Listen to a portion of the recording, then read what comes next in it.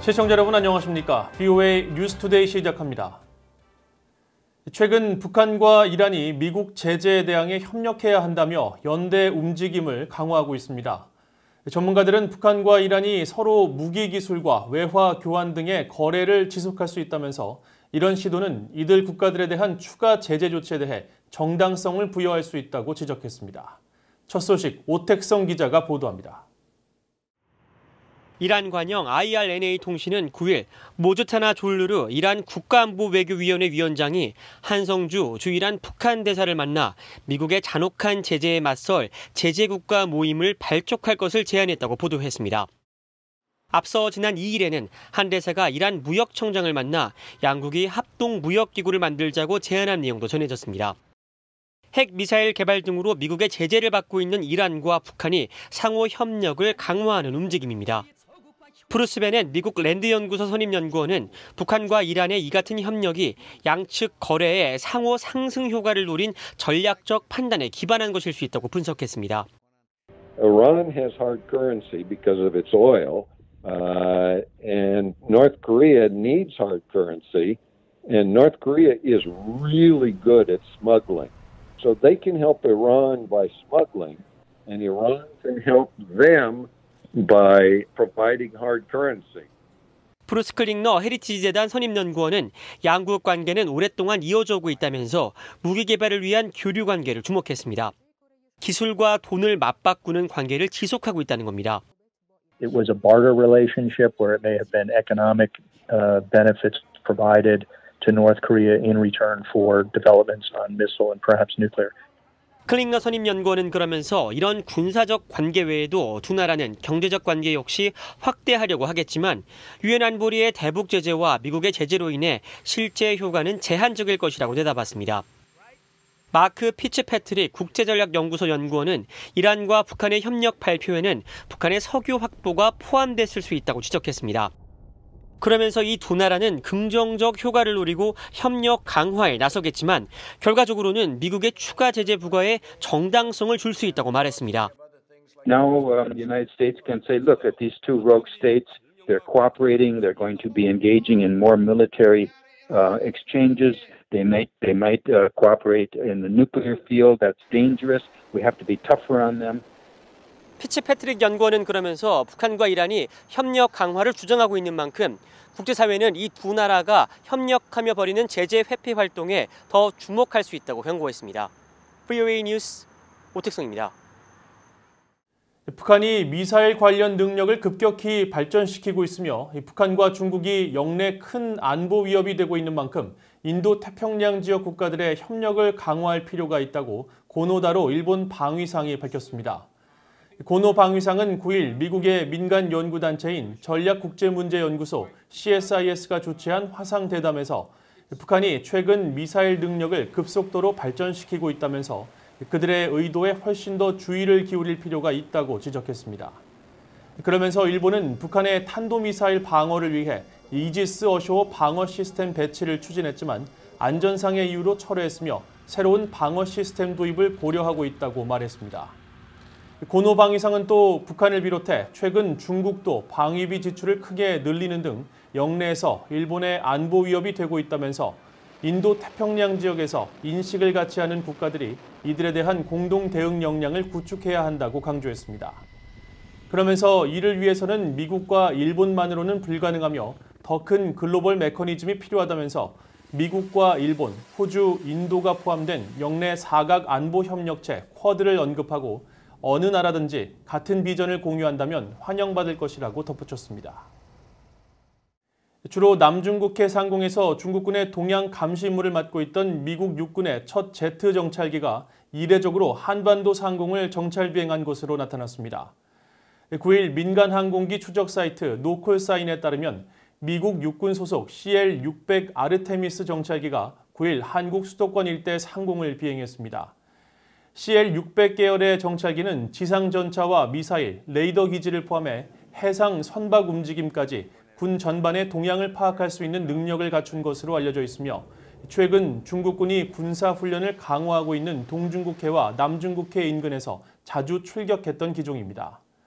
이와 관련해 한국군소식통은 주한미군 정찰기인 RC-12X 가드레일이 대북 정찰 임무를 맡고 있는 상황에서 CL-600 계열 정찰기까지 출동한 것은 매우 이례적이라고 밝혔으며 9월 9일 북한 정권 수립일 동향과 다음 달 노동당 창건 기념일을 앞둔 정보 수집 비행일 가능성이 커 보인다고 연합뉴스 등 한국 언론들이 전했습니다. 중국에서 북한 공작원들에 의해 납치돼 사망한 것으로 알려진 김동식 목사의 유족들이 북한을 상대로 미국 법원에 소송을 제기했습니다. 앞서 김 목사의 아들 등은 2015년 3억 달러의 배상 판결을 받았는데 이번에는 부인과 딸 등 다른 가족들이 북한에 피해 보상을 요구하고 나섰습니다. 함지하 기자가 취재했습니다. 1990년대 중국 옌벤 일대에서 장애인과 탈북자들을 도왔던 김동식 목사는 2000년 1월 북중 접경 지역에서 북한 공작원들에 의해 납치됐습니다.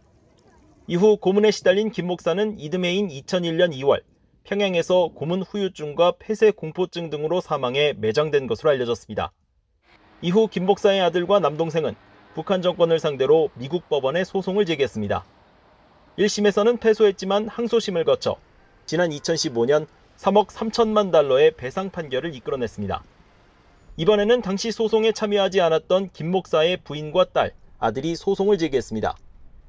김 목사의 가족들은 8일 제출한 소장에서 김 목사의 죽음으로 심한 정신적 고통과 극심한 심적 고통은 물론 경제적 피해 등에 시달렸다고 호소하면서 재판부가 북한 정권의 김 씨 등의 손해 부분에 대한 배상과 징벌적 배상, 변호인 비용 등을 지불하도록 명령해 줄 것을 요청했습니다.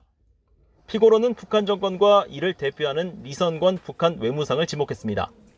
앞선 승소 판결을 바탕으로 한 추가 소송인 만큼 다시 승소 판결이 내려질 경우 북한이 지불해야 할 배상금은 이번에도 억 단위로 책정될 가능성이 높습니다. 이번 소송은 미국이 지정한 테러 지원국을 상대로 소송을 제기할 수 있도록 한 외국 주권 면제법 조항을 근거로 했습니다. 앞서 지난달 17일 북한에 2년 넘게 억류됐다 풀려난 케네스 배시 소송이나 조만간 최종 판결을 앞두고 있는 푸에블로호 승조원과 유가족 등의 북한 상대 소송도 같은 형식입니다. 지난 2018년 12월 약 5억 달러의 배상 판결을 받은 미국 대학생 오토 원비어의 가족들도 북한 정권을 상대로 소송하면서 북한이 테러 지원국이란 사실을 명확히 했습니다. 이번 소송 역시 2015년 김 목사 아들이 제기한 대북 소송에서 승소 판결을 이끌었던 로버트 톨친 변호사가 맡았는데 톨친 변호사는 VOA에 김정은 정권의 은닉 자산을 끝까지 추적할 것이라고 밝힌 바 있습니다. We are remaining ever vigilant, looking for North Korean assets.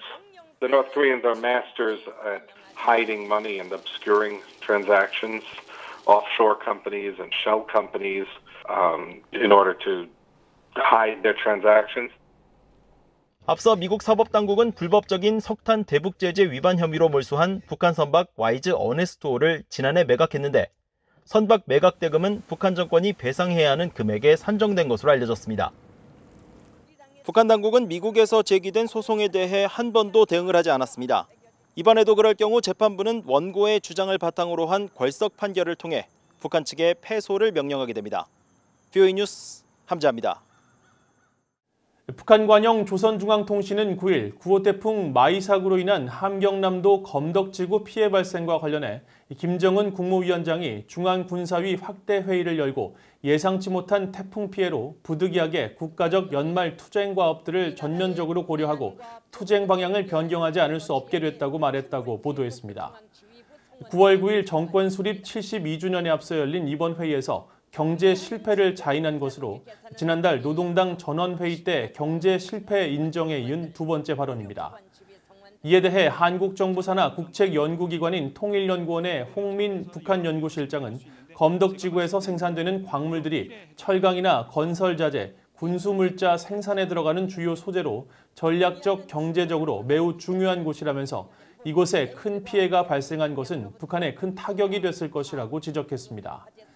또 김영석 전 한국통일부 차관은 연말 목표의 수정이 불가피하다는 김 위원장의 언급은 신종 코로나 바이러스 사태, 홍수와 태풍 등 대규모 자연재해까지 겹치면서 북한이 매우 심각한 경제적 위기에 봉착했음을 보여준다면서 김 위원장의 경제난 인정 태도는 재난 국면이 자신의 지도력에 입힐 타격을 최소화하기 위한 것이라고 분석했습니다.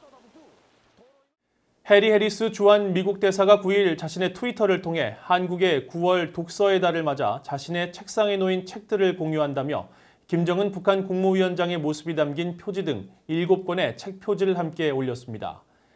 해리스 대사가 공개한 북한 관련 서적은 미국의 추리소설인 평양의 이방인과 워싱턴 포스트 베이징 지국장인 애나 파이필드 기자의 김정은 위원장 평전 마지막 계승작, 정박 브루킹스 연구소 한국 석자가 펴낸 북한 체제 분석 저서 비커밍 김정은을 비롯해 한국의 문정인 대통령 통일 외교안보 특별보좌관과 존 델러리 연세대 국제대학원 교수가 공동으로 펴낸 정치이론서 브리징 더 디바이드 등 4권입니다.